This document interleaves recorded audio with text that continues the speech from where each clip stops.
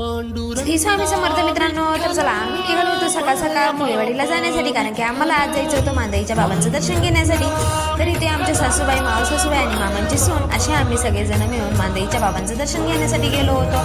तर आम्ही तिथे घेतलं त्यांच्या गुरूंचं आधी दर्शन, नंतर उजव्या सोंडूच्या गणपतीचं, शनी महाराजांचं आणि महादेवाचं दर्शन घेतलं. इथं मम्मींची आणि तेथील पुजाऱ्यांची फार जुनी ओळख होती म्हणून ते तिथे गप्पा मारत होते. नंतर आम्ही गेलो बाबांचं दर्शन घ्यायला. बाबांचं दर्शन म्हणजे साक्षात पांडुरंगाचं जिवंतपणे दर्शन असं आहे. बाबांचं आता 4थी तपश्चर्या चालू आहे. बाबा काहीही बोलत नाही आणि खात पीत नाही असे तेथील लोक आम्हाला सांगतात.